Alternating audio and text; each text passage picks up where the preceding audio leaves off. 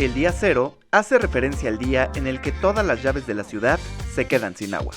Mucho se ha hablado de las consecuencias que esto podría traer para la Ciudad de México. Sin embargo, creemos que el concepto de día cero es equivocado y no aporta elementos ante la situación de escasez de agua que estamos viviendo. El día cero plantea una crisis que paraliza, conmociona y genera miedo. Promueve un estado de shock que no abona para encontrar soluciones. Por eso, desde Isla Urbana, lo que proponemos es cambiar la perspectiva y pasar del día 0 al día 1. El día 1 en el que cambiamos nuestra relación con el agua. El día 1 en el que comenzamos a cambiar nuestros hábitos de consumo. Un nuevo comienzo en el que nos posicionamos frente a la crisis y nos involucramos de manera activa para transformar la realidad del agua. Para lograrlo, hemos decidido ir a conocer gente que ya ha dado el primer paso. Personajes que inspiran con su acción y nos muestran cómo es posible cambiar el paradigma. Cómo podemos pasar de un día 0 al día 1.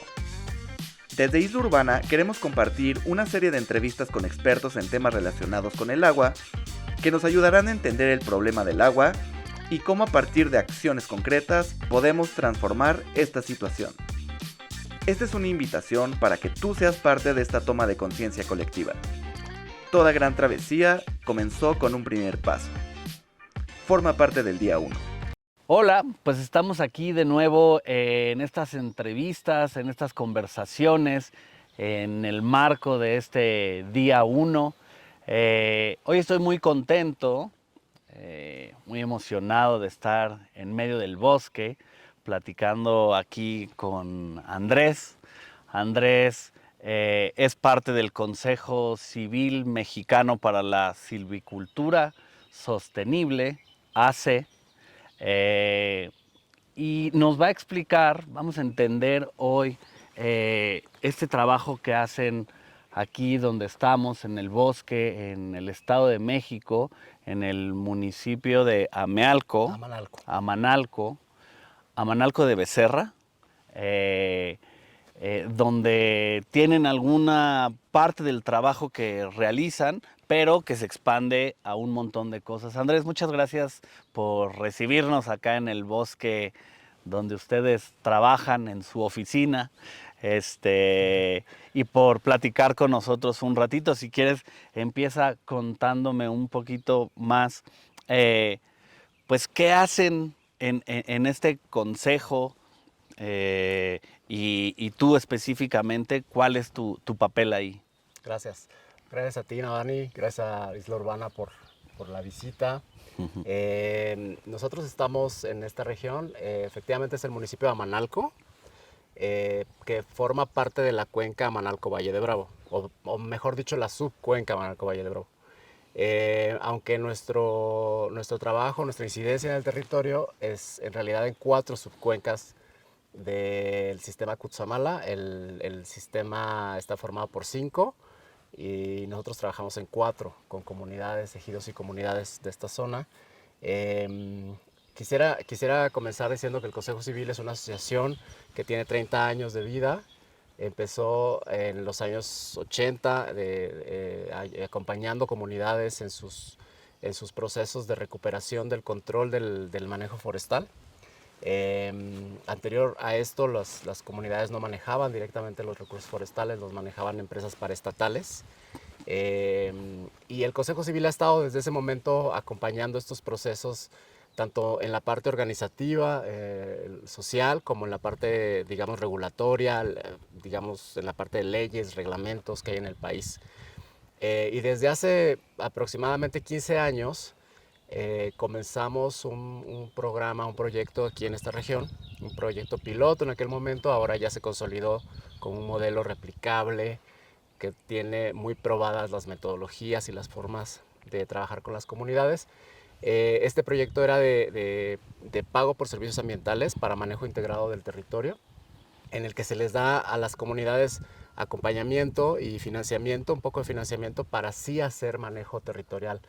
Digamos, no para pedirles que dejen de aprovechar o que dejen de manejar los bosques, sino más bien para, al contrario, que haya más participación comunitaria, más involucramiento de hombres y mujeres en el manejo. De eso se trata nuestro programa en términos generales. Entonces, este trabajo, digamos, antes lo hacían o sea, lo hacía el gobierno a través de paraestatales, hasta que en un momento, pues lo que después fue el consejo, que me imagino fue un grupo de gente organizada, dijo, pues no tiene por qué estar manejándonos o administrándonos el recurso nadie, si nosotros somos quienes al final somos dueños de estos bosques, y entonces así es como logran que los recursos que les daban a los administradores paraestatales se los den al consejo. No, no necesariamente. Digamos, la recuperación del control del manejo forestal por parte de las comunidades fue una iniciativa de las comunidades, principalmente en Oaxaca en aquel tiempo, ¿no? Okay. Que empezaron a exigir o a levantar la voz porque las empresas paraestatales o las empresas privadas que hacían el aprovechamiento forestal lo hacían mal, lo hacían en exceso, lo hacían sin planeación y no estaban dejando a las comunidades lo suficiente, ¿no? A cambio de hacer la extracción de la madera. Había, por ejemplo, mucha degradación del bosque porque sacaban los mejores ejemplares, dejaban los peores. No había como una visión de largo plazo de cómo el bosque se tendría que regenerar. Entonces, ante todas esas inconformidades, las comunidades empezaron a solicitar al gobierno que tenían que ser ellas mismas las que manejaran sus propios bosques. Y el Consejo Civil, o las personas que a la postre se hicieron el Consejo Civil, empezaron a estar junto con esas comunidades asesorando técnicamente, asesorando digamos, los procesos, acompañando a los grupos que estaban en estas luchas. Se logró, a partir de esa lucha, las comunidades ahora manejan sus propios bosques, lo que llamamos el manejo forestal comunitario en México, que es un modelo muy reconocido, digamos, donde las comunidades a través de sus propios procesos organizativos, asambleas, toman decisiones de cómo y cuándo hacer el aprovechamiento forestal, ¿no? O sea que en cuántos municipios, en cuántos estados trabaja el Consejo Civil. El Consejo Civil está a nivel central haciendo temas que tienen incidencia a nivel nacional. Okay. Actualmente el tema de la minería, el tema de las digamos, empresas que despojan recursos naturales a las comunidades, pero tiene dos proyectos territoriales principales, que es el de la península de Yucatán y este de Amanalco Valle de Bravo. Ok.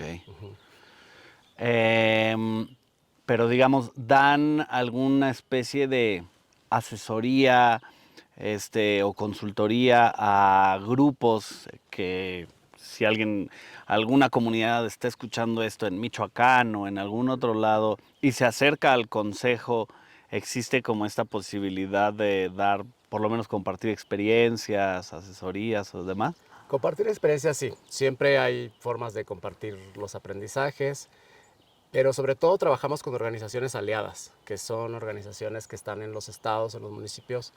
Ellos están muy cerca con las comunidades, haciendo procesos, y el Consejo Civil, si tenemos, por ejemplo, las experiencias que hemos aprendido aquí en la cuenca Amanalco Valle de Bravo, que son muchas respecto a la gobernanza comunitaria, las formas de organizarse, incluso cuestiones técnicas del manejo forestal, siempre buscamos la manera de intercambiar esas experiencias con ellos para que puedan quizás iniciar ciertos procesos o hacer algunas actividades en el bosque que sean buenas según nuestra propia experiencia. ¿Qué significa, ya yéndome a lo más básico, qué significa la silvicultura? No es un concepto del que estemos muy familiarizados. Bueno, la silvicultura es el manejo, el cultivo del bosque en general, ¿no? Como cualquier otro cultivo, tiene prácticas y tiene tiempos y tiene, digamos, un proceso de planeación en el que se lleva a cabo. Entonces, el cultivo del bosque tiene, el manejo del bosque tiene por lo menos 4 componentes, que es aprovechamiento sustentable, extracción de árboles para madera, tiene protección, que es, digamos, separar ciertas áreas del bosque para cuidado especial, restauración, que es todas las áreas que se degradan por el mismo aprovechamiento o por otros procesos naturales, que se busca regresarlas a su estado inicial, y conservación, digamos que es esta parte de separar unas áreas para no aprovechamiento. Entonces, El manejo o la silvicultura implica ese manejo, ¿no? Ir poniendo árboles, ir sacando árboles para aprovechamiento de madera y también cuidando que se regenere el bosque de manera natural. ¿Cómo? Más bien, antes, ¿cuál es la importancia? Digo, creo que medio intuitivamente todos y todas sabemos que los bosques son importantes, ¿no? Pero, ¿por qué son importantes los bosques? ¿Qué, ¿Qué depende de que un bosque esté sano y cómo se sabe si un bosque está sano o no? Bueno, los bosques son importantes para diferentes cosas, digamos, diferentes propósitos. Yo creo que el principal es conservar la biodiversidad, ¿no? Obviamente un espacio del territorio que tiene una cobertura forestal conservada, pues va a ser albergue, va a ser hábitat de muchas otras especies además de los árboles, ¿no? Los árboles son solamente una. Y en particular los pinos son solamente una, hay muchos otros tipos de árboles. Entonces esa diversidad genética y esa diversidad de especies que pueden estar dentro de un bosque van a cumplir una función ecológica de muchas maneras, ¿no? Son alimento, de esas especies van a depender otras especies como muy visibles como las grandes especies de la biodiversidad emblemáticas, mamíferos o las mariposas monarcas en el caso de esta área del espacio, pero también para las no muy visibles, ¿no? Los polinizadores, los microorganismos, los hongos que son tan importantes, las especies de líquenes y de plantas que crecen sobre los árboles que se conocen como epífitas, tienen funciones ecológicas muy importantes. Entonces, a mí me parece que la principal función de los bosques es albergar toda esa biodiversidad, mantener esas relaciones entre especies y que de esas, de una o de otra manera, pues una especie más como es el ser humano depende también, ¿no? O sea, no estamos separados de ese montón de especies. La segunda importancia, me parece, de los bosques tiene que ver con el agua. Y hay un pequeño debate, ¿no?, entre si los árboles en realidad dan agua o quitan agua, ¿no? Porque pues los árboles también consumen. Claro. Conservar el agua incluso tiene que ver también con conservar agua para los propios ecosistemas, ¿no? Hay una visión muy, digamos, centrada en el ser humano, en el que los bosques dan agua para los humanos. Pero también es importante reconocer que los bosques dan agua para todas las demás especies del ecosistema, claro. o ayudan a conservar esos flujos hídricos. Entonces, más que dar agua, los bosques controlan los flujos hídricos, evitan que haya una evaporación mucho mayor del agua que cae de la lluvia. Al final, el agua que cae de la lluvia es la misma, no va a cambiar porque haya bosques o no haya bosques, va a caer la misma cantidad del agua, pero el bosque va a ayudar a conservar o a regular los flujos hídricos que permitan que no haya tanta evaporación, que haya mayor infiltración y que la parte que escurre del agua no se vaya con demasiado suelo, ¿no? Al no irse con demasiado suelo, estamos ayudando primero a no perder el suelo, que en realidad es un recurso muy valioso, pero también estamos ayudando, o el bosque ayuda de esa manera, a no destruir las infraestructuras hídricas, ¿no? Que no se llenen las presas de asolve o que no se llenen los canales de asolve o las mismas tuberías, no sé, cualquier infraestructura. Entonces, y el tercer nivel de importancia, me parece, de los bosques tiene que ver con la provisión de medios de vida para las comunidades locales, ¿no? Es muy importante porque de los bosques viven las comunidades que los habitan. Claro. Entonces de ahí salen alimentos, salen medicinas, salen pues leña, incluso la misma madera, que les va a dar a las comunidades un ingreso por su conservación misma, ¿no? Entonces yo vería esos tres niveles de importancia y uno especial sería la regulación del clima, ¿no? Los bosques en su propio crecimiento van a consumir gases de efecto invernadero, ¿no? Traducidos a dióxido de carbono de manera general o estandarizada. Entonces, entre más crecen los bosques, entre más un bosque acumula biomasa estará absorbiendo esos gases de efecto invernadero que en estos momentos de crisis climática pues son muy importantes. Claro. Buenísimo. ¿Cómo saber si un bosque, sobre todo pensando como en este primer piso o esta primera dimensión que mencionabas, cómo saber si un bosque está sano y si, digamos, está albergando toda esta biodiversidad que mencionas?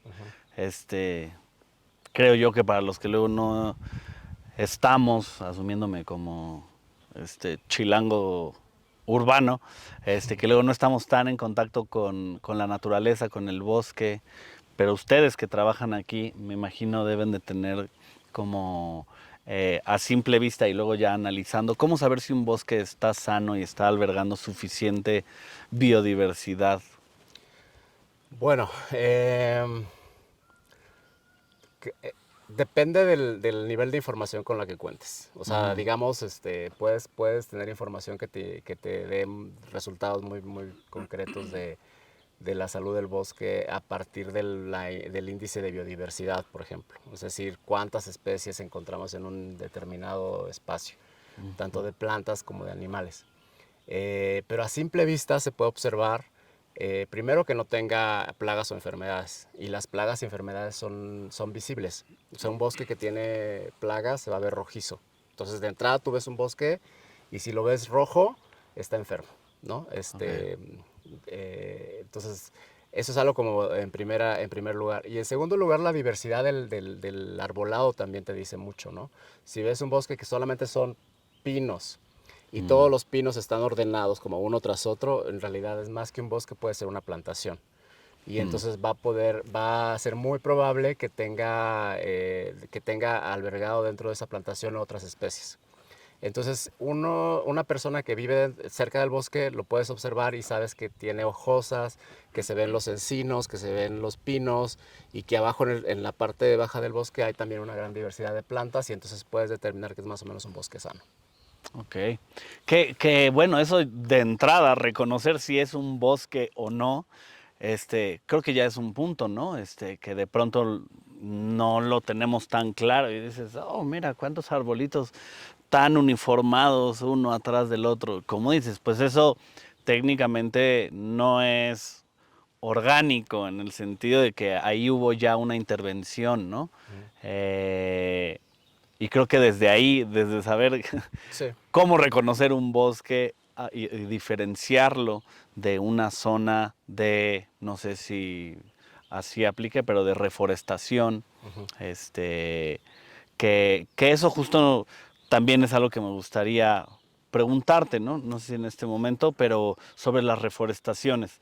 Pero si quieres, más bien pasando a la segunda dimensión de la que hablabas, del agua. Y un poco lo que nos tiene aquí conversando contigo es ese el tema del agua, ¿no? Según entiendo, esta cuenca, que es Amanalco, Valle de Bravo, aporta aproximadamente el 40% del agua al sistema Lerma-Cutzamala, que es a su vez quien aporta entre el 24, se habla hasta el 30% del agua de la Ciudad de México, y que en este momento que estamos a 17 de abril, se habla de que está en los momentos más bajos de la historia que se tenga registro, ¿no? Es decir, tenemos un problema de sequía, no ha llovido en general en todo el país, más en esta zona central del país, durante los últimos 3 años aproximadamente. Particularmente el último llovió muy poco, por lo tanto las presas están muy bajas y pues está básicamente la Ciudad de México, el área metropolitana, como en una situación de alerta muy alta. Cuéntanos un poquito toda esta zona, qué aporta, digo, y esto viéndolo muy utilitariamente, ¿no? Como luego nos pasa en las ciudades y ahora sí que ¿qué nos estás dando, no? Pero ¿qué aporta y cómo funciona sobre todo este sistema que luego no entendemos? Nosotros nada más en las ciudades abrimos las llaves, nos sale o no nos sale agua. Ahora incluso nos sale agua con Gasolina. gasolina, Y es un plus, ¿no? 2 por 1. Dos por uno. Pero para la gente que no entiende muy bien todavía de dónde viene el agua que consume, pues aquí donde estamos, qué procesos suceden y cómo estamos pues interconectados en realidad más de lo que nos damos cuenta, ¿no? Claro, bueno, como les mencionaba, los bosques regulan los flujos hídricos, ralentizan, digamos, que el agua que se precipita pueda meterse al sistema a través de la infiltración. Es una zona que tiene muchos manantiales, hablamos se dice 4,000 manantiales en la región. Y también, nada más en el municipio de Manalco, alrededor de 800 manantiales, ¿no? Estos manantiales, pues también seguramente están recargados en buena medida de la parte más arriba de la cuenca. No lo sé, eso tendríamos que revisarlo. Pero el punto es que estos bosques ayudan a regular estos flujos hídricos, favorecen la infiltración, regulan la escorrentía y hacen que el agua, digamos, llegue a la presa de Valle de Bravo, Okay. que forma parte del sistema Cutzamala. O sea, perdón, dentro de la cuenca de Amanalco, Valle de Bravo, la única presa que hay grande es la de Valle de Bravo. Sí, es Ok. una presa por cada subcuenca, ¿no? Finalmente Ok. el concepto de cuenca Ajá. es eso, entonces la parte más baja es una presa siempre. Bueno, en este caso. Entonces, cada subcuenca del Cutzamala tiene su propia presa, la de Villa Victoria, la de Valle de Bravo y la del Bosque Colorín, la del Bosque que está en Zitácuaro, son las tres más grandes del sistema Cutzamala. Okay. Y en global, esas presas están actualmente al 33% al día de hoy. Okay. Es muy bajo. De hecho, hace una semana se tomó la decisión de dejar de extraer agua de la presa de Valle de Bravo. Ya no están llevando agua Fue lo que del leí. sistema Cutzamala. No sabemos bien si va a ser algo temporal o lo van a hacer de manera permanente, pero digamos ya nos están llevando agua de la presa de Valle de Bravo.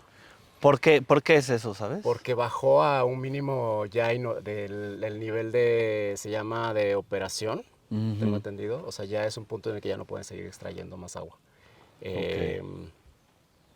Incluso ya es, digamos, la parte que está más abajo del agua ya es un agua de una calidad que ya es complicada para purificarla, ¿no? Okay. Esto tendríamos que corroborarlo con alguien que sepa más de química del agua, pero digamos, esa es la razón. O sea, ya llega un punto en el que ya no pueden seguir extrayendo más agua.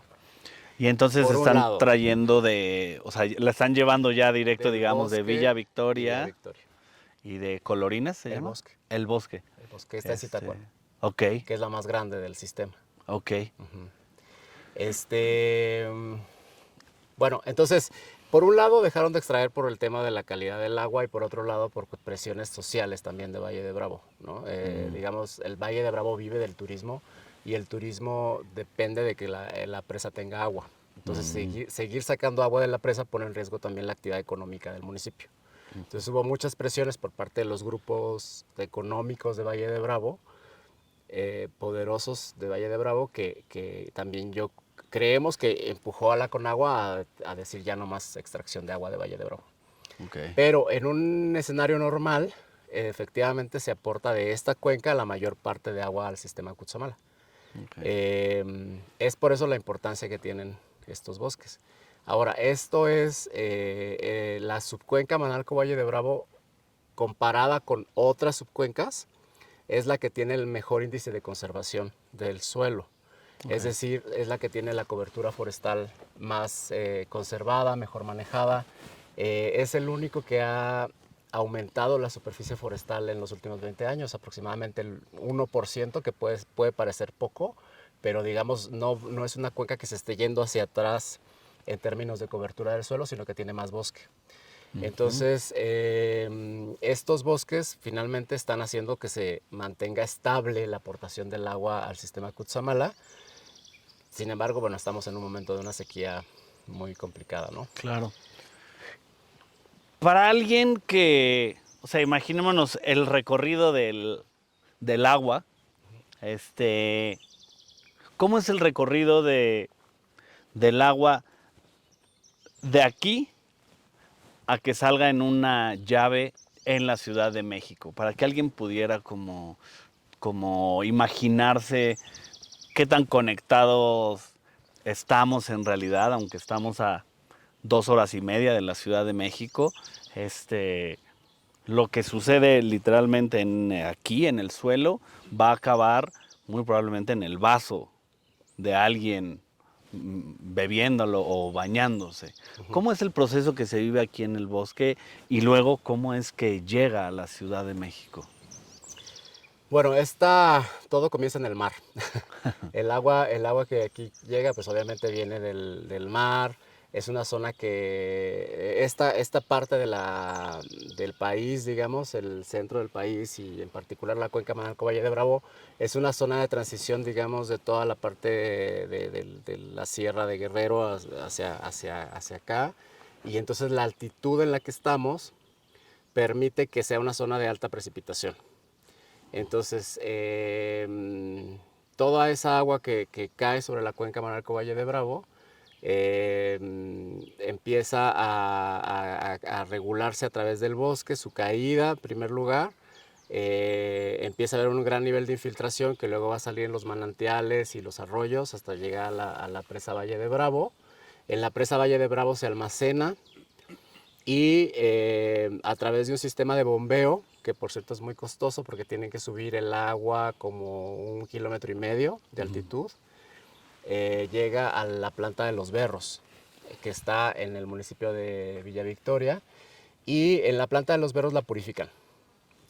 También ahí la purifican mediante un proceso muy costoso de energía y de químicos. Le agregan una cantidad de químicos muy fuerte para poder quitarle primero para sedimentarla y después para quitarle los contaminantes. Es por eso que siempre le hemos mencionado a la Conagua que le conviene más invertir en el manejo del agua en la cuenca que limpiarla en los berros.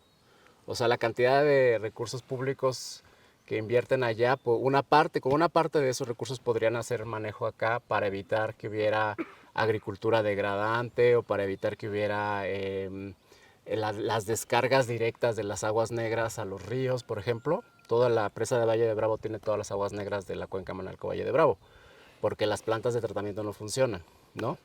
Entonces, en fin, se limpia en la presa en la planta de tratamiento de Los Berros y de ahí se vuelve a bombear hasta la parte alta del sistema Cutzamala, de donde ya baja por gravedad a la Ciudad de México.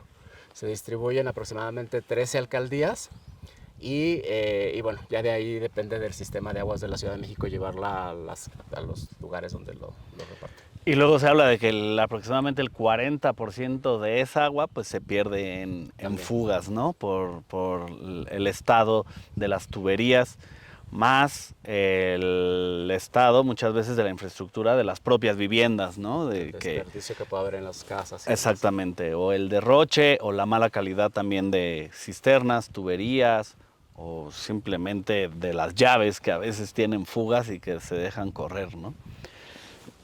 Me quiero regresar un segundo a cómo es eso de que las aguas residuales de la cuenca van a dar al mismo lugar que pues el agua limpia. O sea, en el lago de Valle de Bravo van a tirar las aguas negras tal cual ahí. Sí. No deberían, pero sí. Las comunidades rurales de la cuenca no hay drenaje. Entonces, las comunidades manejan sus aguas negras ellos mismos a través de fosas y de biodigestores. Nosotros apoyamos a las comunidades y en particular a las familias a la construcción de biodigestores o al mejoramiento de sus sistemas de deposición de aguas negras con el fin o con el enfoque de proteger manantiales, ¿no? Entonces nosotros si vemos que hay un manantial y que en la parte de arriba del manantial hay algunas viviendas, buscamos la manera de hacer algunos acompañamientos técnicos para que esas viviendas tengan sistemas de deposición de aguas negras que no vayan a generar infiltración y que vayan a contaminar el agua de un manantial, sobre todo si es un manantial del que depende una comunidad del agua, ¿no? Pero las zonas de los municipios, o sea, las cabeceras municipales sí tienen drenajes. Y esos drenajes deberían pasar por una planta de tratamiento. En el caso de Amanalco tienen una planta de tratamiento de aguas negras, pero no funciona por el costo de funcionamiento. La electricidad es muy caro por el tema en términos de electricidad, pero además porque fue diseñada en una zona que está en la parte más baja del Valle de Amanalco y la construyeron por abajo del nivel del agua. Entonces en cada época de lluvia se inunda la planta de tratamientos de aguas. Entonces quitarle el agua también es costoso porque hay que ocupar bombeo. Por decir dos de los problemas de la planta de tratamientos. El punto es que no funciona y el punto es que el agua se va cruda hacia la presa de Valle de Bravo. Por ahí se conoce, ¿no? Los bosques, la fábrica del agua, ¿no? Ya nos explicabas, no es tanto muchas veces que se genere, sino la que se cae, se retiene, se infiltra. Me imagino que sí habrá algún proceso de evaporación, evotranspiración de los árboles, pero por qué crees tú o en qué momento crees tú que se nos salió de las manos tener un manejo del agua y de las aguas residuales que no atentara en contra de nuestro propio bienestar como especie que explota los recursos, ¿no? O en algún momento se manejó correctamente o nunca ha pasado eso. ¿Qué piensas tú? Pues yo creo que es un error de diseño institucional. O sea, la responsabilidad del manejo de las aguas negras, es decir, del saneamiento del agua, recae en el municipio. Digamos, constitucionalmente ellos tienen esa responsabilidad. Sin embargo, no corresponde lo que reciben los municipios como aportación de los gobiernos centrales, no corresponde con esa enorme responsabilidad que tiene. Entonces, en el caso de Amanalco en particular, es un municipio que no tiene capacidades financieras, pero tampoco ha tenido capacidades técnicas para poder llevar a cabo el saneamiento de las aguas. Entonces, pues, simplemente no lo atienden y no hay tampoco un mecanismo que permita que se les exija el cumplimiento de esa responsabilidad. Entonces, es un asunto un poco aburrido, es institucional, no tienen capacidad, el agua se va directo y no hay nadie que les pueda reclamar por eso, digámoslo en términos sencillos. Pero ahora que estamos en una situación donde los focos o las alertas están prendidas, pues pienso yo, no sé qué opines tú, que sería un momento justo interesante de poder hablar de este tema, ¿no? De poder entender que lo que se haga o se deje de hacer en una subcuenca como esta, ya vimos que impacta directamente. Entonces, sí hay que invertir en reparación de fugas, pero también hay que invertir, aunque sea Ciudad de México o Estado de México, digamos, uno de los municipios metropolitanos, en el tratamiento de aguas en estas zonas boscosas, ¿no? O sea, creo que un poco la situación lo que nos está diciendo también es que estamos más conectados y de que las, digamos, como divisiones políticas geográficas, municipales, estatales, pues al final a la naturaleza y a los procesos hídricos e hidráulicos que hemos construido, pues medio que no importan tanto, ¿no? Hay que invertirle, sea, no sé, quizás la Benito Juárez, por decir algo, o es la Miguel Hidalgo, tendría que estar probablemente, o el gobierno de la Ciudad de México, invirtiendo en estos espacios, ¿no? Y me parece interesante como que una situación de esta manera que estamos viviendo nos permita como visualizar un poco de una manera más amplia el asunto y aprovechar la situación para posicionarlo, ¿no? Como un poco lo que hacen, el trabajo que hacen ustedes. Y Y en este sentido... Quizás sea, perdón, Claro. sobre eso que mencionas, quizás sea porque o sea, el centro de la conversación pública actualmente está en la cantidad de agua. Entonces, todo el tiempo hablamos de metros cúbicos por segundo, hablamos de disponibilidad del agua el día cero, se nos va a acabar o no se nos va a acabar. Y creo que fue hasta el momento de la gasolina en la Ciudad de México que se empezó a pensar también en la calidad del agua. Y creo que También. sería un buen momento para empezar a ampliar esa conversación y empezar a platicar de que el agua, además de una cantidad, también tenemos que pensar en qué calidad la estamos recibiendo, en qué calidad la están recibiendo las comunidades locales, me parece, ¿no? Para nosotros eso es muy importante, que las comunidades locales, además de que la zona es una zona proveedora de agua para las grandes ciudades, pero primero es una zona proveedora de agua para las comunidades. Entonces, aquí mismo en esta zona hay comunidades que tienen dificultades para tener agua, cómo se administran ellas mismas el agua. Volviendo al punto del agua, del saneamiento del agua, que es responsabilidad del municipio que no la cumple, también es responsabilidad de los municipios proveer de agua a las comunidades y tampoco lo están cumpliendo. Entonces, las comunidades se autoabastecen de agua y con sus propios recursos, por lo tanto, siempre tienen dificultades a veces para mantener la red de distribución o para mantener las tuberías que vienen desde los tanques de almacenamiento. Incluso en esta sequía también han tenido problemas de que bajaron los niveles en los manantiales, ¿no? Entonces sí creo que es un asunto y también de calidad, ¿no? Aquí tenemos algunas zonas donde nos preocupa la calidad de ciertos manantiales, porque están expuestos o porque hay, digamos, problemas de mineralización en algunos casos. Entonces creo que sí conviene esta conversación y este momento. Más bien, en este momento conviene que para la conversación se abra también al tema de la calidad. Claro, porque por un lado estamos padeciendo en la ciudad por la falta de agua y ¡ay, qué crisis tan fea!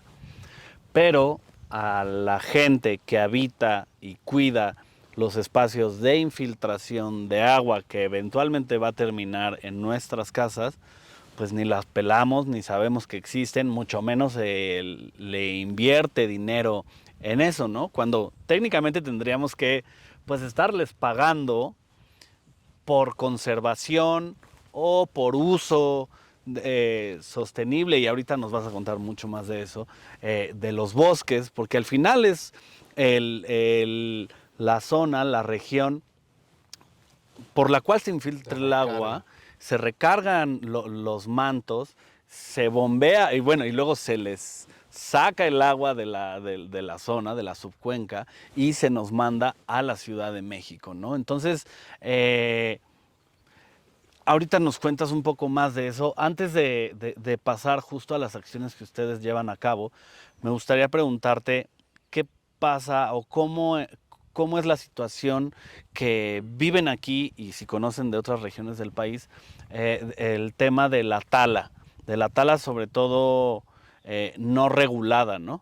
Porque también es interesante que, pues no sé, en esta visión de hiperconservación, ver a alguien cortando un árbol con su hacha, pues nos puede parecer así como un delito, cuando la gente que ha habitado estos bosques, pues toda la vida ha utilizado madera para sobrevivir.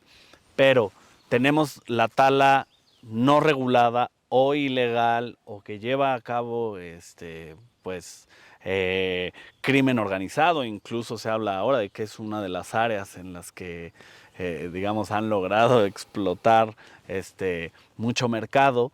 ¿Cómo enfrentan ustedes eso aquí y cómo se diferencia de la gente que utiliza el bosque para autoconsumo, digamos, y que pues técnicamente, tú sabrás mejor que yo, no es un problema, ¿no? El problema es la sobreexplotación a destajo de los bosques? Bueno, creo que primero me gustaría que pudiéramos diferenciar con mucha claridad entre tala, o digamos tala y tala clandestina, de el aprovechamiento sostenible. Porque Justo. no son, técnicamente son lo mismo, pero no son lo mismo, ¿no? El cortar un árbol de manera ordenada, calculada y seleccionada es diferente a la tala que hacen los grupos grupos irregulares, los grupos que están al margen de la ley, que ellos no van a seleccionar el árbol a cortar. Ellos van a cortar el primero que encuentren, el que esté más cerca del camino, el que esté más fácil de extraer del bosque. Las comunidades en el aprovechamiento sustentable lo que hacen es calcular exactamente el volumen de madera que pueden extraer y luego van y seleccionan el árbol preciso que deben de cortar porque es el que tiene las características necesarias para poder ser extraído, aunque esté en el fondo del barranco. ¿No? Y si eso cuesta lo que cuesta sacarlo con cuidado para no hacer más daños, pues se hace. Entonces me parece que esa es la gran diferencia entre el aprovechamiento sustentable, el cálculo, la planeación, la selección adecuada y por supuesto que después de hacer esa extracción hay un proceso de restauración donde se reponen los árboles y donde se reacomoda el terreno del que fueron extraídos. Entonces eso es el aprovechamiento sostenible. Efectivamente, cuando uno ve un área de aprovechamiento se ve feo, porque se ven los árboles talados, se ven, ¿no? Y uno dice, están dañando el bosque, pero en realidad están haciendo un aprovechamiento ordenado. Claro. La tala clandestina, como te mencionaba, es un problema que se da pues en la oscuridad, de noche, agarran lo que pueden, dejan los árboles tirados a veces que no les da tiempo de llevárselos bien. Eso es un daño al ecosistema muy grande. En esta región en particular no hay registro de tala clandestina. Les mencionaba hace un momento, es una zona que incluso incrementó la superficie de bosques en un 1%. En algunas partes de la región, como lo que está más pegado a Michoacán, sí hay registro de que hay tala clandestina, pero es mínimo. Y lo que en el Consejo Civil Mexicano de Silvicultura hemos visto es que está relacionado con la capacidad de organización de las comunidades. Y también está relacionado con el manejo forestal comunitario. Porque una comunidad que hace manejo forestal comunitario, que hace extracción ordenada, que obtiene del bosque un beneficio económico, que digamos, está comprometida con la conservación del bosque, tiene mejores herramientas para hacer vigilancia del territorio. Y al hacer más vigilancia del territorio, se ve disminuida la incidencia de la tala clandestina. Entonces, las comunidades donde vemos la tala clandestina normalmente son las que no tienen manejo forestal regulado.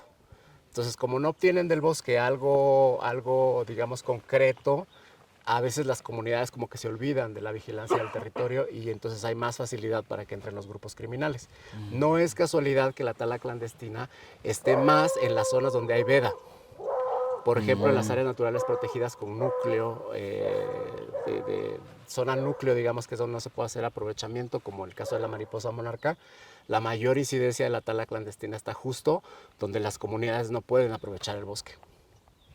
Entonces, al estar prohibido, se vuelve pues, una extracción ilegal. O sea, mientras menos le permitas a la gente estar ahí, pues menos cuidado le va a poner, menos atención y más fácil va a ser pues, talarlo ilegalmente, esa ¿no? esa es la hipótesis, lo que nosotros creemos, que el manejo forestal comunitario detiene o evita que haya tala clandestina. No estoy diciendo de ninguna manera que sean las mismas comunidades que no tienen aprovechamiento que sean las que vayan a hacer tala clandestina, no es para eso. nada. Simplemente que las comunidades, al estar más desvinculadas de la protección del bosque, puede ser que se permita la entrada de grupos que no digamos que no, ilegales. Claro. Eso es lo que nosotros creemos. Entonces, por eso le apostamos tanto a que una forma de conservar el bosque, de evitar tala clandestina, de prevenir enfermedades, de prevenir incendios, es fortalecer la gobernanza comunitaria, fortalecer la forma de organización interna de las comunidades. Nosotros como programa no funcionaría para nadie apoyar solamente reforestaciones o apoyar solamente manejo forestal si no pasamos primero por cómo están funcionando internamente las comunidades, por un diagnóstico de su organización, cómo se comunican, qué formas de tomar decisiones tienen, la inclusión de los hombres y las mujeres, de hombres, mujeres, de todos los que están en la asamblea. Porque al fortalecer las asambleas y la organización interna, estamos convencidos que es una forma de conservar el bosque.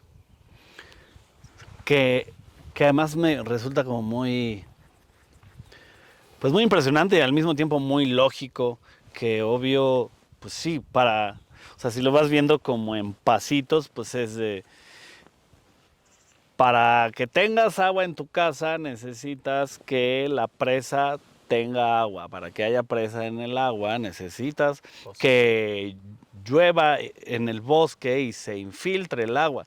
Y para eso se necesita que se conserven los bosques. Y para eso se necesita que la comunidad que está alrededor se involucre. Y para ello se necesita involucrar a hombres, mujeres, niños. Y para ello se necesitan varias estrategias. Entonces, a veces creo que nos limitamos a ver todo en términos fríos y llanos, de tubos, de infraestructura gris, de lo que se necesita es esto, cuando en realidad es una problemática pues mucho más transversal que necesita tocar varios puntos, ¿no? Y eso me interesa que nos lo platiques.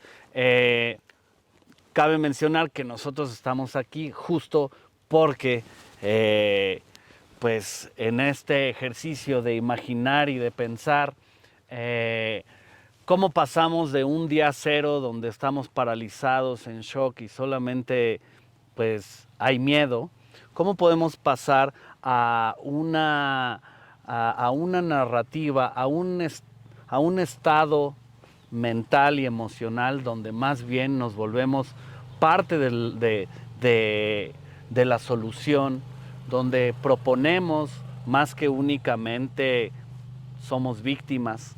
Y por eso nos pareció tan importante conocer el trabajo que ustedes realizan en esta zona, que si bien tiene muchos años, como ya mencionaste, pues en realidad no se conoce tanto.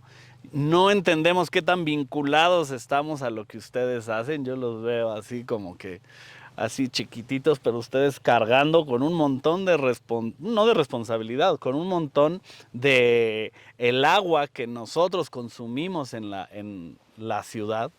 De entrada agradecerles de verdad porque pareciera que no, pero está completamente relacionado.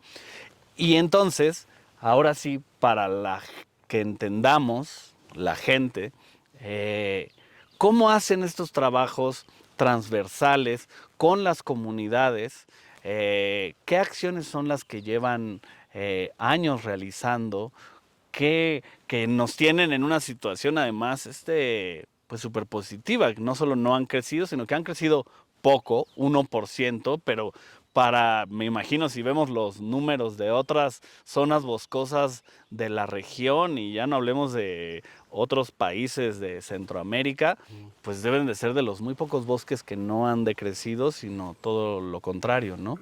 ¿Qué acciones son las que llevan ustedes? ¿Qué planes son los que tienen en territorio con la gente? Sí, bueno, me voy a permitir contarte una anécdota que ilustra mucho este desconocimiento que hay de algunas personas digamos, que están alejadas del bosque, ¿no? En algún momento un donante se nos acercó porque quería apoyar los trabajos para la recarga de agua o para la reposición de agua. Cuando nosotros le explicábamos que parte de los trabajos que hacemos tiene que ver con el apoyo, el acompañamiento a las asambleas comunitarias y el fortalecimiento de la gobernanza, nunca pudimos dejar claro ante esta persona cómo funcionaba. Cuando le dijimos que una de nuestras acciones era, por ejemplo, construir un auditorio, entonces nos decía, pero ¿qué tiene que ver un auditorio con el agua? ¿No? Y no logramos hacer que si no hay sanitarios donde puedan estar cómodamente, también eso va a impactar en el tiempo que le puedan dedicar a la asamblea. Si no hay un buen audio en el que con el que se puedan escuchar, pues van a estar unos hasta allá y otros hasta acá y no van a poder discutir. Entonces, a veces hacemos actividades en el proyecto que no se ven desde fuera como algo directamente relacionado con el agua o directamente relacionado con la conservación del bosque o la biodiversidad. Sin embargo, sí está completamente relacionado. Todo lo que hacemos con el trabajo comunitario tiene que ver con la conservación del bosque, porque partimos de la idea de que la conservación del bosque es una acción colectiva. Entonces, para que haya una acción colectiva, tiene que haber un grupo de personas que se puedan comunicar y que puedan tomar un acuerdo y luego que puedan sostener ese acuerdo. Y eso es a lo que nosotros llamamos gobernanza comunitaria, ¿no?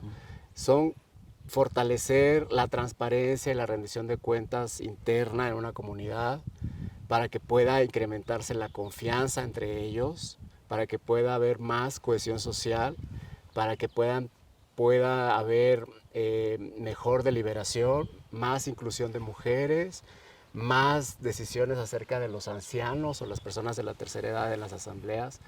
Entonces, para nosotros nuestro punto de partida es eso, las asambleas, el trabajo con los comisariados ejidales y comisariados comunales, y luego el segundo paso o el segundo nivel es las acciones ya dentro del bosque, ¿sí? Digamos, recuperar lo que se daña por algún aprovechamiento, mejorar los caminos, algunas reforestaciones, promover la regeneración natural del bosque, hacer prácticas como limpiar alrededor de los árboles que nacieron este año para que puedan crecer de mejor manera. Todas las actividades que van encaminadas a que haya más bosque y de mejor calidad. Y finalmente una línea tiene que ver con los proyectos sostenibles, donde acompañamos a las comunidades a que tengan, además del ingreso que puedan tener por la madera, puedan tener ingresos por otras actividades y luego esos ingresos les permitan seguir haciendo más manejo del bosque o mejor manejo del bosque. Esa es la idea, ¿no? Entonces son las tres líneas en general que tenemos. Además hay unas líneas de trabajo como protección de ríos y manantiales que trabajamos, digamos, con otros actores, ya no con las comunidades agrarias, sino con otros actores. Y el programa de agricultura sustentable, que es trabajado con un grupo de mujeres que llamamos animadoras campesinas, que, digamos, capacitan a grupos en las comunidades que transforman las superficies agrícolas de malas prácticas a buenas prácticas y que en general están encaminadas a la reposición de agua también, ¿no? O sea, como a promover más infiltración de agua en las parcelas agrícolas, dado que una agricultura que es de malas prácticas normalmente lo que hace es digamos, a facilitar la erosión del suelo y que el agua no se infiltre, sino que corra sobre el terreno. Entonces, esta agricultura que hacemos o que promovemos nosotros va encaminada a eso, a evitar la erosión del suelo y a conservar el agua dentro de los terrenos. ¿Cómo se puede hacer cómo se puede explotar el bosque de manera sostenible? Porque pareciera que de pronto es como dos conceptos que van peleados, ¿no? Digo, utilizo la palabra explotar, pero aprovechar el bosque para también generar actividades productivas, económicamente hablando, que la gente pueda vivir del bosque sin que se lo acabe.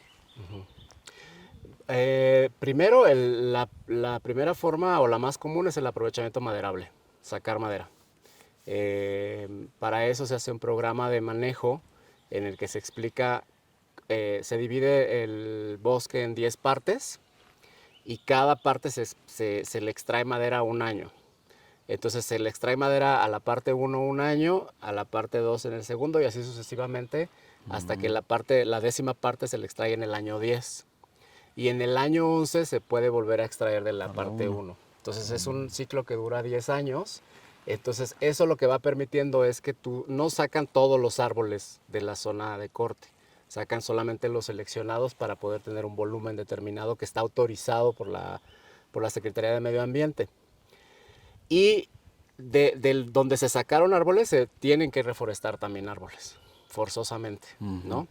Entonces eso va permitiendo que haya un equilibrio entre lo que se extrae y lo que se pone. Además, el volumen que se calcula de extracción de madera está estudiado a partir del crecimiento del bosque. Entonces, se estima cuánto volumen crece el bosque al año y se le autoriza sacar un volumen por abajo de ese crecimiento. Entonces, creces 10 y te permite sacar 8. Entonces significa que 2 se van quedando en el bosque como un acumulado. Ujú. Entonces esa forma de ir sacando menos de lo que crece el bosque es lo que permite que el bosque nunca se termine, porque siempre vas a estar sacando menos de lo que crece, ¿no? Claro. Además, las comunidades siempre dejan todavía un poco de lo que tienen autorizado. Volviendo al ejemplo de 10, te crece 10, te autorizan 8 y las comunidades sacan 6. Ok.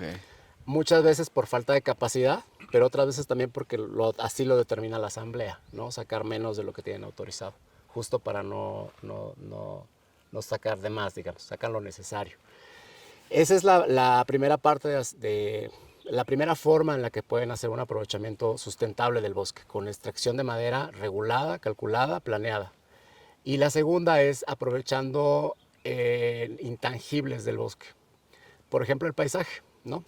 El bosque tiene, pues esto, la belleza, eso es un intangible y la comunidad puede aprovechar eso a través de un proyecto de turismo, por ejemplo, ¿no?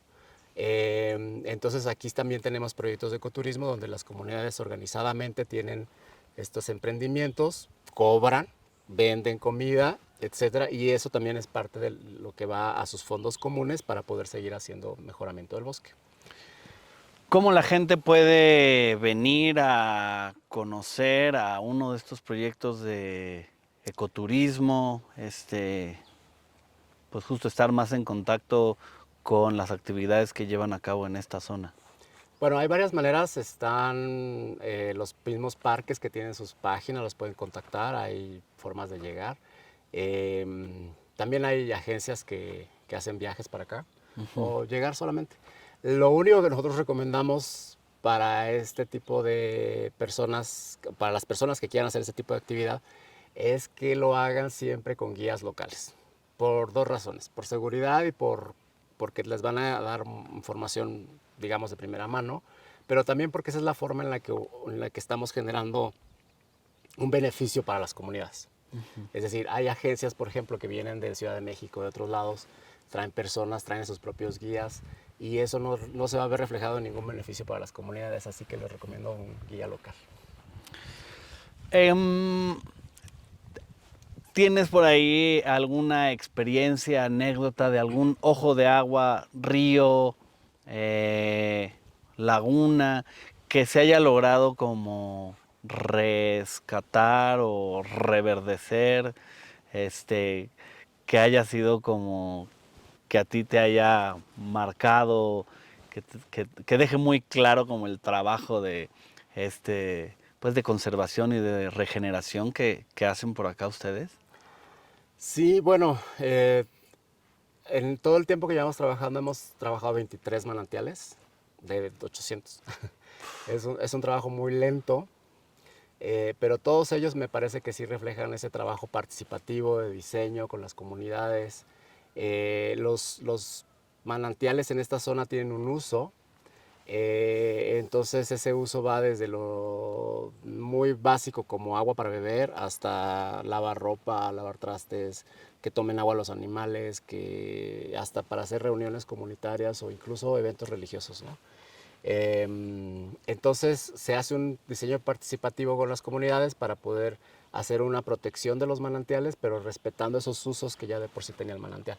Ujú. Y la verdad es que cualquiera de los que hemos hecho a mí me haría sentir muy bien presentándolo. Son lugares bonitos, porque reflejan eso, reflejan lo que la comunidad hace con ese manantial. Entonces ves y dices, aquí está el altar, aquí está el bebedero para los animales, ¿no? Es bonito. Y también podría mencionar el caso de la laguna El Sumidero. Es una laguna intermitente que tiene, es un refugio de ajolotes, acosiles y cientos de ranas, especies de ranas. Es una zona de alto valor de conservación por la biodiversidad que alberga principalmente anfibios. Y es una zona que ha estado en mucho riesgo porque es una zona de paso entre la parte de Valle de Bravo con la zona alta del volcán. Es un lugar bellísimo, digamos, en su paisaje, y eso ha hecho que sea atractivo para que se use o se usara para racers. Entonces, a las personas que utilizan esos vehículos les gustaba mucho subir por los caminos, llegar a esa laguna y hacer un ejercicio, se puede llamar, no sé cómo se llame, una práctica de eso, que es dar vueltas hasta que se para el Razor, ¿no? Ah, Entonces, eso, pues imagínate en el agua, sobre los nidos de ajolotes, sobre los No. nidos de las ranas, lo destruían. lo destruyen. Entonces, eso estaba como mucho riesgo y acompañamos un proceso en la que los 3 ejidos que son, digamos, poseedores de esa laguna, se pusieron de acuerdo, estuvieron discutiendo y pusieron algunas reglas, entre ellas que prohibieron el paso de esos vehículos. Se hizo público, se sabe que ya no pueden subir. Y a mí me parece que eso es una protección de un área de agua, pero sobre todo de su biodiversidad, que se dio a partir de un acompañamiento de nuestro programa y eso es algo que me gusta mucho contarlo. O sea, ustedes desde el consejo hacen un trabajo, me parece como muy valioso y muy interesante, donde más que llegar a las comunidades a decirles, bueno, ustedes lo que necesitan es esto, como sucede mucho del trabajo pues, filantrópico y otro que no se considera tan filantrópico, pero que acaba haciendo eso, muy de imposición de lo que creo que necesitas. Eh, Creo que el acompañamiento que hacen ustedes con las comunidades es tan exitoso por eso, porque es acompañamiento y no imposición, ¿no? Eh, y creo que las experiencias, por lo menos en mi caso, de las más exitosas que he visto alrededor del país, tienen que venir o de la propia comunidad o en apoyo de lo que la comunidad decida, ¿no? Porque de lo contrario, como bien decías, pues si en algún momento no está alguien trabajando del consejo, pues no puede depender de que estén o no, ¿no? Es la propia comunidad quien tiene que hacerlo. Y en este sentido, ¿cuánta gente conforma el consejo? ¿Qué tipos de actividades son las que hacen los múltiples personajes ahí dentro, como para entender cómo es una organización de esta manera? Sí, nosotros nunca decimos qué hacer a las comunidades. Los planes operativos comunales, que son el instrumento mediante el cual colaboramos con las comunidades, porque ellas hacen un plan cada año y nosotros ponemos fondos, digamos, para que se ejecuten las actividades de ese plan. El plan lo decide la comunidad, ellos lo estructuran. Y nosotros lo que hacemos es dar acompañamiento para que hagan el plan, digamos, hacer el taller participativo del que sale el plan. Ese es el instrumento con el que cada año colaboramos con cada una de las comunidades. Pero los procesos que surgen a partir de eso ya son una construcción, una cosa que va llevando a la otra, ¿no? Las discusiones, los debates, la deliberación, que es en lo que acompañamos nosotros a las comunidades, y van saliendo procesos o proyectos en común con el que nosotros vamos, digamos, impulsando, apoyando, acompañando. Y así es como trabajamos, en esa construcción de los procesos. Efectivamente, no creo que imponerle metas a una comunidad sea lo adecuado. Vuelvo al caso de una propuesta que hubo de reposición de agua en el que querían imponer como número de hectáreas reforestadas, número de canales de infiltración elaborados, y nosotros pensábamos que eso era como ponerle una actividad a las comunidades. Era como venir a decirles, tienes que reforestar 10 hectáreas para reponer 5 litros cúbicos o metros cúbicos de agua. Y eso no es así, más bien es a partir de los trabajos que hacen las comunidades, si se puede calcular cuánta agua se repone para el sistema, es cuando deberíamos de hacer ese reconocimiento, digamos, del trabajo que hacen ellas de reposición de agua. Entonces sí, estamos en contra de la imposición, más bien es a favor de que las comunidades continúen con la presión que han hecho durante muchos años de los bosques. Uh-huh. Y en el Consejo Civil, volviendo a la pregunta, somos muy poquitas personas, somos como 15 personas, a veces somos menos, poquitos. 10 o 15, y pues sí, digamos, tenemos un par de compañeras que trabajan en el área de gobernanza comunitaria, tenemos unos compañeros que están más en la parte de manejo forestal,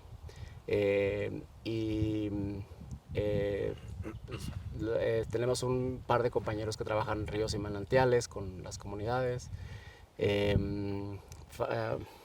compañera Francia que hace comunicación y género, ¿no? Pero al ser un equipo tan pequeño, normalmente le entramos a todo. Todos hacen de Todos todo. hacemos de Pues todo sí. y como se vaya necesitando. ¿Trabajan con agricultores? Sí, tenemos un programa de agricultura sustentable. Se llama Celo de Eslaves y es donde las animadoras campesinas nos apoyan a hacer la transmisión de los conocimientos, intercambio de experiencias, forman grupos en las comunidades y se les dan herramientas técnicas y algunos insumos a los productores para que pasen de una agricultura de malas prácticas a hacer una agricultura sin agroquímicos, a hacer una agricultura que sea con surcado en contorno, con canales de infiltración, con frutales en los canales de infiltración, buscando la diversificación productiva en la parcela, para que en una parcela misma haya maíz, frijol, y otros elementos como flores y demás. Sí ha habido en estas conversaciones, sobre todo, hemos impulsado la creación de una red intercomunitaria, se llama Junta de Pueblos Originarios Coordinados por el Bosque y el Turismo. Y esta red se junta cada mes y platican temas en común, y uno de los temas que ha salido últimamente con el agua es justo que no hay no hay un reconocimiento público de los usuarios del agua acerca de la conservación o el trabajo que ellos hacen por la conservación de los bosques.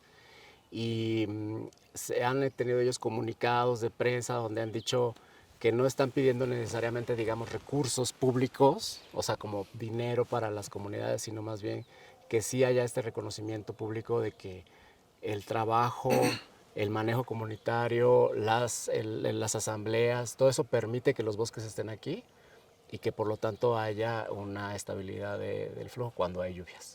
Claro. No, pues, o sea, digo, ahora sí que no es porque lo estén diciendo, pero nosotros desde Isla Urbana, justo este trabajo va por ese lado de reconocimiento y visibilización de conocer y entender. Y cuando llegas al origen de la cosa, pues te das cuenta que hay detrás gente. No son solamente ecosistemas prístinos donde suceden los procesos de ciclo del agua. Es gente que se organiza para conservar, gente que se organiza para explotar de manera sostenible, gente que lleva generaciones cuidando y habitando un espacio del cual nosotros extraemos o aprovechamos el agua que se infiltra. Entonces, en ese sentido, creo que es muy importante mencionarlo, que lo entendamos nosotros en la ciudad. Creo que también se tiene que llegar a acuerdos de políticas públicas que involucren recursos y que pues también se tienen que poner sobre la mesa, ¿no? Porque pasa con el agua que pagamos muy poco directamente como usuarios en nuestras viviendas. Con esto no quiero decir que estoy a favor de que se privatice y de que paguemos por ellas, pero de que sí se tienen que encontrar mecanismos económicos también de cómo, pues, si la ciudad está consumiendo agua y las comunidades están conservando los ecosistemas que permiten proveerse de esa agua, pues sí tiene que haber alguna reciprocidad ahí, un flujo primero de reconocimiento y después también de recursos, ¿no? Yo quisiera hacer también un llamado a que haya un reconocimiento y una valoración del régimen de propiedad social de la tierra en México. Me parece que es un valor que tenemos en México muy grande, un intangible muy grande, porque el cuidado colectivo de los bosques se ha demostrado que tiene mayor efecto en la conservación que lo contrario, que sería la privatización de la tierra. En el caso de esta región, Amanalco está bajo mucha presión, las comunidades de Amanalco están bajo mucha presión de venta de la tierra por la presión inmobiliaria de Valle de Bravo. Los ejidos de Valle de Bravo han perdido mucha de su propiedad social por despojo, es decir, se las vendieron a algunos privados. Se las vendieron ahí con ciertos procesos medios amañados, pero eso es on the record. El asunto central de mi mensaje es que el hecho de que existan las comunidades se ha demostrado que tienen mayor impacto en la conservación de los bosques. El indicador, por ejemplo, de incidencia de incendios forestales es mucho mayor en Valle de Bravo, donde no hay comunidades protegiendo los bosques, que en Amanalco, donde sí hay comunidades que protegen los bosques. Tenemos estudiado y un ejido, una comunidad, le destina en promedio 40 días al año a la conservación del bosque. O sea, imagínate, cada ejidatario 40 días de su año se los da al bosque, independientemente de que tenga un trabajo como médico, como campesino o como lo que sea, él tiene que darle 40 días de trabajo a lo colectivo. Entonces, cada domingo, último domingo de cada mes, tiene que estar en una asamblea, digamos, atendiendo los temas del cuidado del bosque. Para nosotros que venimos de un entorno urbano, probablemente eso sea un poco extraño de comprender, pero eso es algo muy valioso para el bien común. O sea, el hecho de que haya comunidades aquí destinándole 40 días de su año a una conservación del bosque va a tener un impacto en que los no comuneros tengamos espacios naturales, tengamos agua, tengamos bosques. Creo que entonces mi llamado sería a eso, a revalorar esa parte de la propiedad social de la tierra, de las prácticas colectivas que se hacen en esta zona y en otras zonas del país, por supuesto, no nada más en Amanalco, pero que sí permite que ese trabajo de 40 días al año se vea reflejado en brechas cortafuego, en reforestaciones, en prevención de incendios, ¿no? Ese sería el llamado. Totalmente, y de lo interconectado que está lo social con lo ecológico, con el agua, que es también lo que nos tiene aquí, ¿no? Pensaría incluso en el agua como un indicador de que las relaciones comunitarias están sólidas, de que la organización comunitaria es la adecuada, de que las actividades económicas en el bosque están sucediendo de manera controlada, y todo eso se traduce en hay o no agua, ¿no? Si lo quisiéramos ver ya de una manera muy simplificada. Pero me parece como interesante eso también, ¿no? ¿Cómo hace alguien para apoyar al Consejo Civil Mexicano para la Silvicultura Sostenible, ACE, apoyar económicamente, apoyar involucrándose, conocer más de ustedes? Bueno, primero me parece que ser una caja de resonancia es algo muy importante, ¿no? Que cada quien desde su trinchera pudiera repetir lo que las comunidades están diciendo. Y para eso hay redes sociales, tenemos ahí un Facebook, un Twitter, en donde normalmente no ponemos la voz del Consejo Civil, normalmente nos esforzamos por poner la voz de las comunidades, lo que ellos quieren decir acerca del agua, de la biodiversidad, de lo que sea.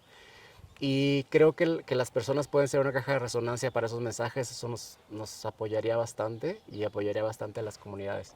Creo que un segundo nivel de apoyo sería también, digamos, tomar esta conciencia de dónde viene el agua, de cómo las comunidades influyen en esta conservación de los flujos hídricos y en todo caso, pues levantar la voz acerca de que las dependencias como la Conagua, que tienen los recursos públicos, pudieran invertir en el manejo de la cuenca, que es lo que estamos pidiendo y lo que piden las comunidades. Más inversiones públicas en el manejo de la cuenca, porque todo está en eso, en que la cuenca sea manejada de manera integrada, digamos, y para eso se requieren recursos públicos, ¿no? Claro. Y el tercer nivel de incidencia sería, pues, acompañando a las comunidades, visitándolas, y por supuesto, si reciben donaciones también, con mucho gusto. Todo esto en su sitio de internet también, ¿cuál es? Bueno, yo creo que más bien lo pueden encontrar en la página, en el Facebook, que es Agua y Paisajes Sustentables. Agua y paisajes sustentables. De cualquier manera, igual, pues nosotros estaremos compartiéndoles ahí acompañando estos videos. estas piezas audiovisuales, las redes para que se pongan en contacto con ustedes. Pero sí, creo que la invitación es a seguir entendiendo el agua que consumimos, de dónde viene, qué manejo le damos y luego a dónde se va. Porque como bien lo acabas de mencionar y como también lo mencionamos nosotros, lo primero cuando nos dice la gente, pues, ¿qué podemos hacer para cambiar la situación del agua? Pues lo primero es entender y tomar conciencia. Porque una vez que ya tomaste conciencia de la situación y de tu papel dentro de toda esa gran situación, pues ya no vas a necesitar que haya alguien diciéndote, y bueno, y ahora carga esto y lleva esto acá, y ahora ve y dile. Cada quien va a saber cuál es su papel activo en esta gran situación y compleja que es el tema del agua, que además ya vimos que el agua no es el agua solita, el agua está interconectada con un montón de cosas más económicas, sociales, ambientales, coyunturales, de cambio climático global, pero también de situaciones locales. Entonces, pues yo te agradezco mucho, Andrés, por tu tiempo, por mostrarnos un poco de su oficina, de lo que hacen.